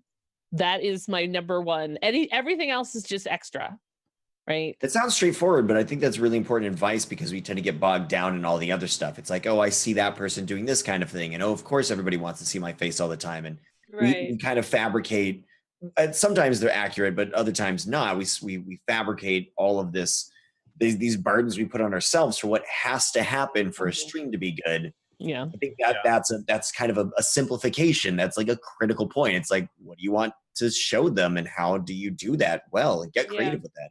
And take it one step at a time, one little thing. You don't have to go out and buy everything at once, just. And you shouldn't, especially if you're jumping into this. I have a great friend. She used to be my business partner, and I'm kind of putting her on blast, but she knows I love her, and it's not bad. But she decided she wanted to stream. She has embroidery machines just like me. She wanted to do what I do, exactly what I do at a different time. She's very specific about that. I was like, I don't care. Stream at the same time as I do. It doesn't matter. But I'm not your competition. Right, exactly. We're co-opetition. At the same time, like she went out in less than a month. She had a DX racer. She had a Twitch hat. She had 3 cameras. She had the whole 9 yards, like a really nice microphone, like the whole thing. She streamed for a month and a half. Yeah. And then she was like, I don't know how you do it. It's too much. And I'm like, you do it by you getting like $150, $100 camera and a mic and see if you like it. Exactly. Just like with everything, when you invest a ton, then you feel like you need to see the results. Mm-hmm. If you don't invest a ton, you're like, oh, this is cool. I'm getting some traction. You invest a ton and you're not immediately getting all the stuff that you dreamed about. You're like, oh, I feel burned out immediately. Right. It's been 5 minutes. Why am I not ninja? I totally get that. But that's part of the thing is like, that's the hazard. Don't do that. Don't. Why am I not ninja for 5 minutes? Right. Yeah. There are a lot of people. Yeah. Take it slow. For sure. Take it slow. Our next question comes from C. Norris, who asks, how do you go about improving your skills? Do you focus more on improving while off stream, or do you do it while streaming? I do everything on stream at this point. Like it came to a point where I can't do art off stream. It's too weird now. I don't know. And I'm very open. I have no problem messing up. I was trying to learn some new stuff on stream, and it's very overwhelming.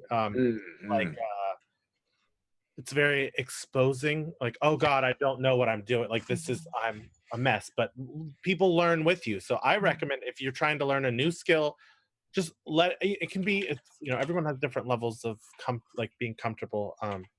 But I've been working on being comfortable with being uncomfortable because that's part of growth. And that's super important. Yeah. As an artist, you have to learn to push through that kind of stuff. From my semi-outside perspective, my recommendation is to try and get creative with how you're displaying your learning. Like, can you gamify it in some way? Can you, turn some?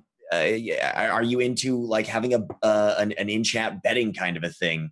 Are there? I don't even know what creative ways you could really do, but there's got to be. I'm seeing some back of my brain kind of like ideas bubbling up for how you could do this. Can you make it interesting so that you don't have to feel all of the immense pressure? You're finding your failures at the same time as everybody else. And nobody likes that. Nobody enjoys that. You're exposing yourself immediately. Yeah, but other people are learning with you. Everyone goes through that kind of stuff. So if you know that you're not alone and that you're helping people by showing them that it's not because a lot of people see art and like, oh my God, they just were born with this talent, No, you can get to watch the process of failing and see that show people that art is not just, perfection. Right. We were born knowing how to poop and scream real loud. That's it. Yeah. Base level streamer right there. Right. But what you said about gamifying it, I used to do the try everything, right? Where I try something new every month. And then a sew along or a craft along. And I have in recent times just combined them where I'm like, we're going to try everything and you should try it with me too. Here's what we're going to do. Here's what you need. Go for it. Because that way we can all fail upwards. I like that term. Right? Oh, I got a billion of them from working in corporate America. I like that. You got to synergize. Oh my God. Bucketize these topics. Oh my goodness. Oh my goodness. Words. Don't learn them. Next question comes from Gregel, who asked, what strategies do you guys have for getting over the fear of showing off a piece of work that's in the awkwardly rough 65% done range? It's just kind of, for me, it's Good just question. like ripping off the Band-Aid. Just do it. I don't know. Because once it's out there, it's kind of like, I don't know, if you just got to do it. Like, put yourself out there and just sit in it. And like, okay, it's out there. Now what? It's not that bad. But, you know, it's easier said than done because I deal with anxiety and all that kind of stuff. But once you do it, you realize it's not that big of a deal. And yeah, you just got to take a chance, leap. Yeah. Jump. I think the first time, so when I started my stream, that was a very big thing, right? I was really afraid to fail on stream. And just like Chip said, rip off the Band-Aid. From the very, very start, I was like, you're gonna see me fail, and I'm not gonna hide it, and I'm not gonna like explain it away. If I fail, I'm gonna point it out, and I'm gonna show you. Like when I messed up, like on that purse I keep showing you, I messed up on it on the I call it the Amish purse because they don't make anything perfect, and that's another thing to remember. The Amish can teach us something, but to show people like don't own your failures, right? Like this is what I did. Here's how could I do this better? Even if you have to ask yourself that question on stream and you have to walk through it in your head on stream. What did I do wrong? I was rushing it. I shouldn't rush it. Next time I'm not going to rush it. This is the consequences for rushing it. Should we rush it? People like make it interactive. I mean, if you have not Sesame Street, like not on a like talking down to your community, but on a Sesame Street awesome level where you're like, let's all learn together. I messed this up. Yeah, and it's just being genuine and open and honest is what people want to see, right? Yeah. You're all tense and like, oh, no, I don't, you know, it's obvious. Yeah. Feel it. I had a bag like I that feel that like- I had 85% done. I had to scrap it. Yeah, and that happens. That was That's part of, painful. yeah, I bet. Painful. But I had to do it. And I was like, here's where I messed it up and here's where I can't fix it. I found that commenting. I'm sorry. Go, Lowco.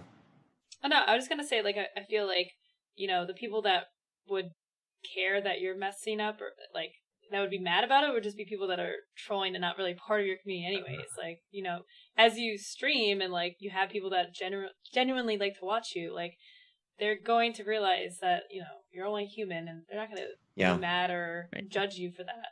Yeah, that's what you want to hold on to. It happens to that is part of the creative process is failing. Absolutely. Real failure. It's like the learning. You're learning. That's what's happening. Yeah, so. and I like to point out too that like when I make these things, I remind people these are handmade products. Right? These are like Chips. He painted that himself. He is a human being. And we are not machines, and we cannot make perfect things. Well, Chip can, but most of us cannot. Go, please. Heather, did you want to say something? Okay, it's gone. I'll remember it midway through your next question. Perfect. Our next question is from Indiana, who asks specifically for Chip, do you feel any type of way because you can't do nude, lewd art on the stream? Yes. That's a very touchy subject in the creative. I thought you could. No, we can't. No? I don't know. No, we cannot. But you can body paint. You can't even show male nipples. Yes. You can body paint with you can body paint with no top on, but you have to have like K-Pike is probably the most well-known body painter. You have to cover the nips so well that it's like, and she has a whole video on doing that on YouTube. Okay. Like it's still like a blank. You can draw art with no nips, just like she can paint with none. But interesting, you can't. Yeah, none. I can't It's Barbie doll aesthetics. That's what you have to do. No nipples, no nothing in the. No implant. Yep. No. That was the hard thing too for me coming because I, as a gay man, I liked painting naked men. Oh, your Tumblr's fantastic. Yeah. So that was kind of like a thing that I had to. I found ways of like covering. There would be things covering like the male nipples, which is whatever, and covering what and my art ended up changing, and I started painting animals and stuff. But yeah, it's a thing, and we had been told a long time ago that it was changing, but they were reviewing it, and I don't think it might not happen anymore because It's hard to tell because they're so slow on a lot of these updates. But it's also international because law, you have like lewd lewdness in video games. Yeah, Yeah. but the Like, video there's games Rust are. and Conan Exiles and all this stuff, so it kind of like it's upsetting, and I don't understand. But whatever. I think so. From an international law perspective, in a game, it's all the legalities are already like kind of signed off on and blessed. When you're drawing something, it's different. I don't think it should be, but like we broadcast every country in the world hypothetically, right? And I think I have heard that has something to do with it. I would hope that has more to do with it with what I fear, which is it's just such a like no, it's a hot potato that no one wants to touch. And Right. also, I've heard that it's because as a creative, it's the main focus. So if I'm painting a topless dude, for at one point, it's the focus of my stream is a nipple. Or if we're allowed to do the penis is just like there, and it would be there, could possibly be there the entire time, and it's the focus. And obviously, And then you're scrolling through thumbnails, and it's not filtered. It can be easily abused. Right, very right, but quickly. it also could be right. It could be abused, but it could be abused already. You know, Yeah. I mean, you don't So need anything. You could make 17 million accounts on one email and start broadcasting nothing but the male body without that's why clothes on, have thumbnails all over the place. So that's why they say the difference between creative and say Conan Exiles or Rust or whatever, where there are penis. It's not all the time up there. It's not. I mean, people could do that, and I'm sure they get in trouble.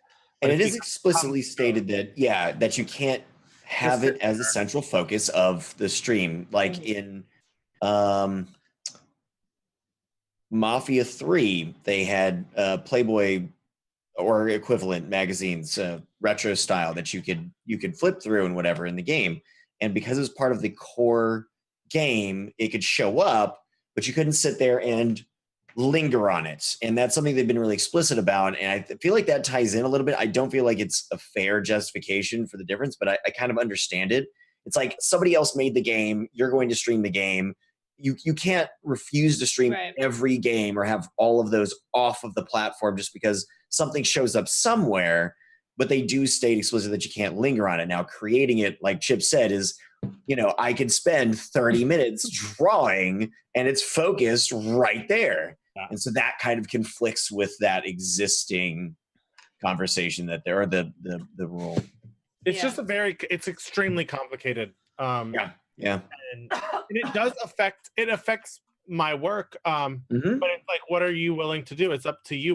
Because I enjoy streaming so much that I'm willing to find creative ways of working around it. But if you're at your core, you feel like you need to do nudity, maybe Twitch isn't, do it off stream.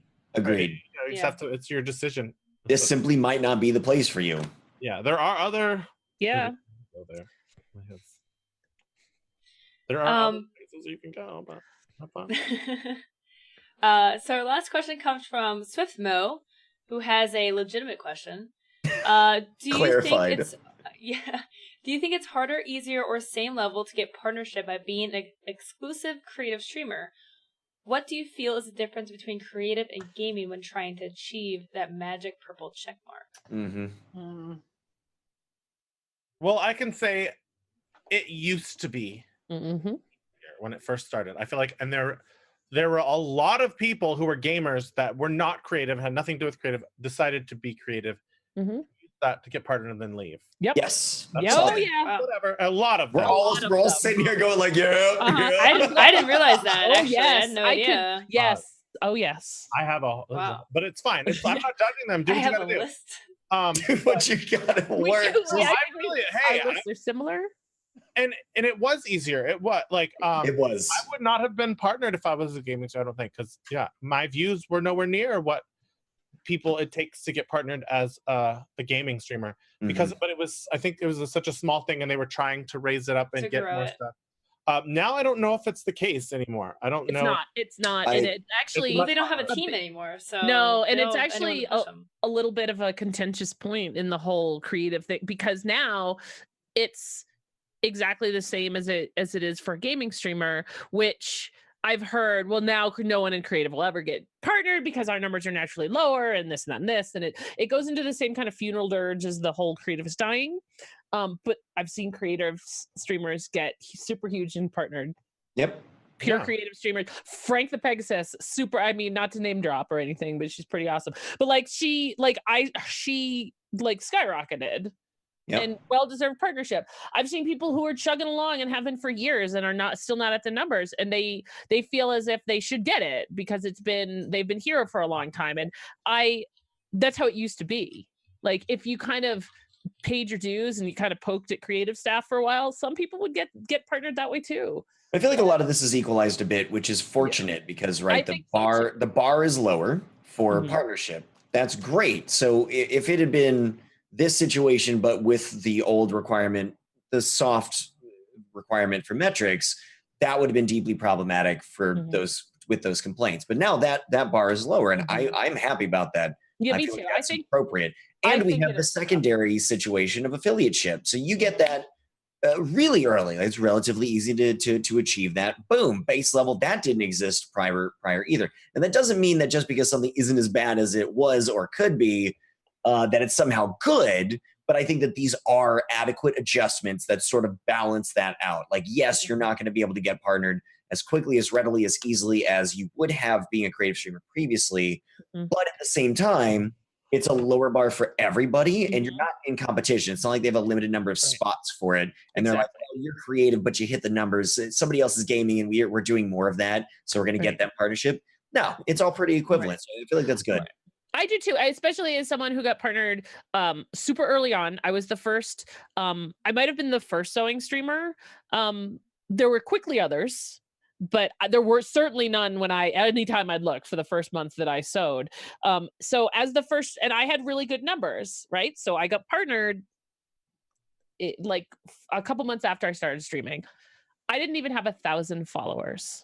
Yeah, partnered. Mav was my 1,000th follower. That is crazy. I would not wish that partnership journey on anyone, because the first 6 months of partnership, once a day minimum.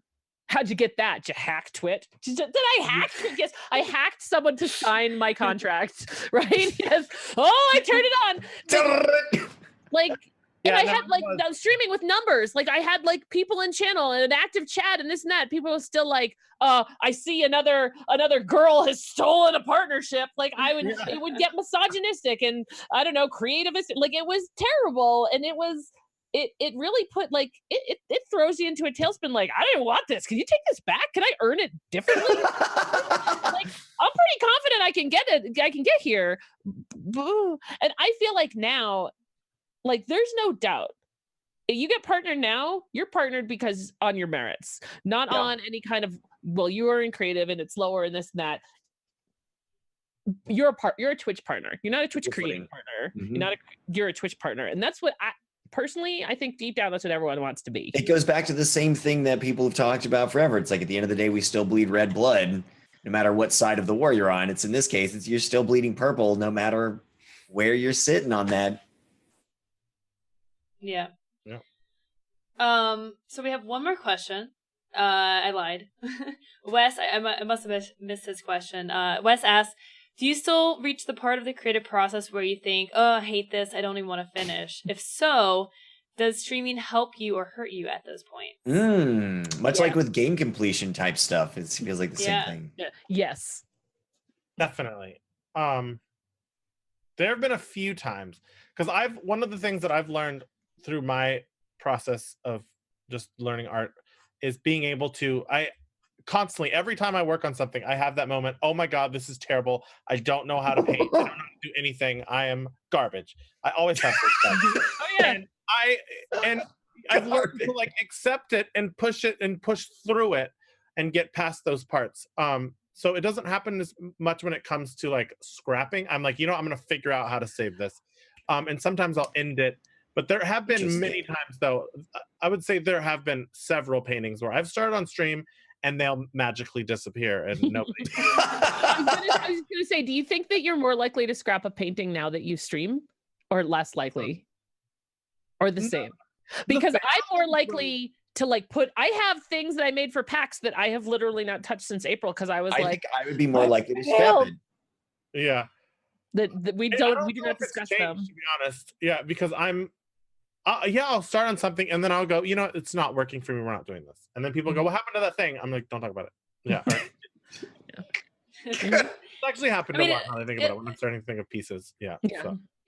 It definitely applies to gaming and picking games to play too. Like there's been plenty of games that I've enjoyed, but then they didn't do so well on Twitch, and then you're just like, okay, do I just keep playing this, or do I like, stop the story and like, cut the bleeding? But yeah, so. But yeah, it happens, and that's literally part of the creative process. Is it's again, it's not really. Don't look at it as failing. It's part of learning. You learn from your mistake. You're not going to learn if you don't fail. Exactly. My type of art production is very high rate of failure because there's a lot of randomness in it involved where I don't have the control. So it's like I'm doing a thing and I'm like, oh, that just didn't work properly. So we scrap it. And that can sometimes happen 80 hours into a piece. And I feel like if I were streaming that, I wouldn't feel capable of putting the other 120 hours in to fix it, because people have to watch that and I have to be streaming all that time to do that. Yeah, it's about streaming. Yeah, it's. So I would have to, I think, cull the herd more often. Just be like, no, we're starting fresh. We're gonna dump this one out. Oh yeah. That purse that I messed up like almost all the way through, I still have it over here, which is why I keep looking this way. I made its new one all off stream till I got to the point where it was, and then just cut. And I told everyone I messed it up, and but like one day it just reappeared exactly where I had left it, and we just went forward. Oh, I did it all off stream. I was like, nope, I am not doing it, because it's the same thing. Like you said, Chip, people aren't going to want to. No one wants to watch me make the same exact purse again. I'm not going to expect them to do that either. Yeah, normally when I script a paint, I don't do it again. I just Well, and mine, this was I think if I was making it for me, like I made a dress for PAX, I'll probably fix it because it's made of the most expensive, awesome fabric, but I have to fix it because of the medium, because it was expensive. If I made it out of cheap Joann's fabric, that thing would be in the trash, because I made it out of a simple, it was literally like a learner's pattern. And it's ridiculous because I skipped a whole bunch of steps because I knew better, but because it was a learning pattern, they wanted you to do those steps, and I totally messed it up.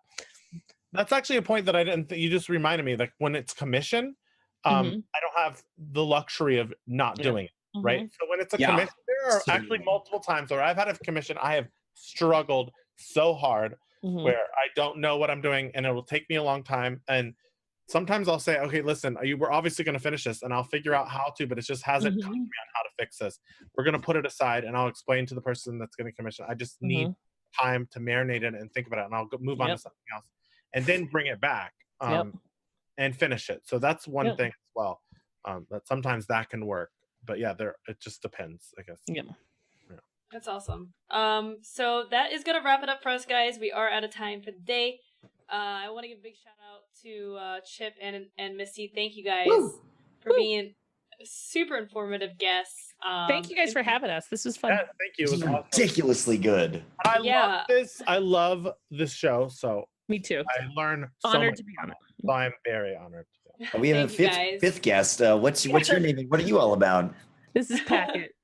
Oh my God, out of my face. This is the one that has the cam. Sometimes he just demands to be in my lap, and he's been like poking at me for like 5 minutes. Hi, yes. Missy, where can we find you on social media, and what are you up to? ImperialGrrl all over the place. Insta. And how are we spelling that so everybody knows? Imperial, like Star Wars, and then girl like Tank Girl. So Imperial GRRL. And I am working on cosplay for Dragon Con, which is coming up Labor Day weekend. I'm working on a Pawnee Ranger, on Pajama May, a sexy Ewok. And that's possible, huh? It is. I'm You'll looking see. for that. Yeah, that's going to be awesome. And then on the flip side of the sexy Ewok, I'll be doing Slave Leia, because for the kids, I said $1,000 to St. Jude on May the 4th, and I would dress up like Slave Leia. It has to be one donation. It took 5 minutes. Yeah. That was really low. Wow. I should have made it 4. So that'll be with pictures, and I can't just wear it like in my room.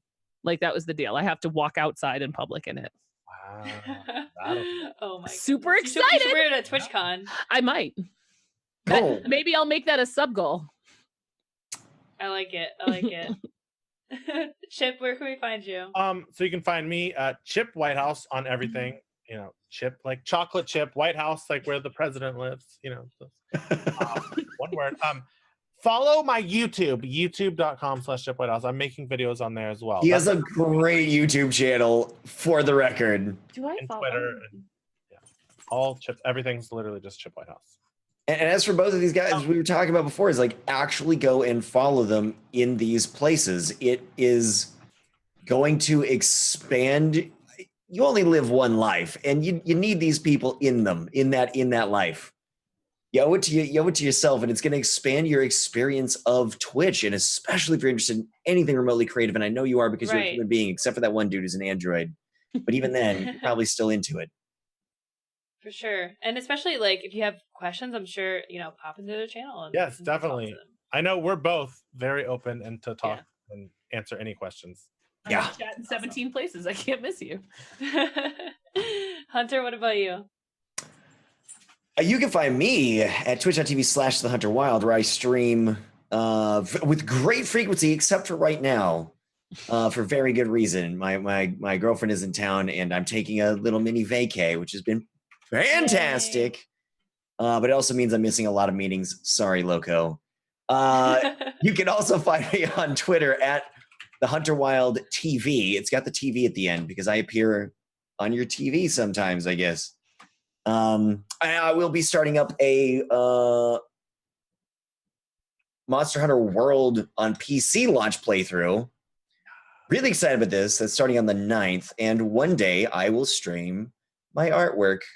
Yes. Because I was a career professional artist. I did the thing for years. I was going to say, I haven't done it once. My only request of you both is I'd love to see you do a creative stream. Yeah. So Lowco, do you have plans for this? I know that you've made emotes professionally before. Yeah, best emotes on Twitch. So I did a cooking stream a couple months ago for a St. Jude incentive. I have to do another one. I have learned, and I need more cameras. Is what I've learned. More camera angles, but I have done like some painting, some with paint, like literally like the program paint, similarly to what you see the Lowco. Okay. I mean, other than that, I'm just not that very good at anything. So I believe that we have to learn now, right? I mean, this could perler, singing count. Yeah, singing counts, totally counts. Oh, random girls. There's Anything. partnered singing streamers, absolutely. Lowco sings. I'm a good singer. I can sing. Lowco sings. I'm in 10 out of 10 for that. Yep. If I'm up early enough in the morning, I want to see this. I'll be up early enough in the morning. Oh Lord, my chat is they know I can sing. Yeah. But yeah. So, anyways, Hunter? Did you finish your shout out? I don't probably. Okay. So I'm Lowco. You can find me at twitch.tv/Lowco. I mostly play video games, and this week we are playing Banner Saga 3 potentially, because I'm curious about that. Tight. Yeah. And I gotta see this. Even more so, No Man's Sky is going to have true multiplayer, so I think I'm going to check that out this week as well to see what that's about. So yeah, twitter.com/Lowco2525, and I also own and run Streamer Square, so if you guys like what we're doing here, follow us on Twitch. We have a Twitter and a YouTube as well. Follow us on those platforms. We also have a Discord, so if you guys have more questions, you want to talk with other streamers, or if you want to find artists to commission, definitely check out the Discord, because it is an awesome community of people, super helpful, and 100% free, so definitely check that out. And that's going to do it for us today, guys. I'll be back tomorrow at 4 p.m. Eastern for the Stream Doctor. That's going to be here on this channel. If you guys want to submit your stream, I will review it and give you my favorite feedback. show. It's like a little feedback session. So definitely be here for that at 4 p.m. tomorrow. And we'll be here next week, same time, same place with the stream scene. Thank you guys so much for tuning in, and we'll see you soon.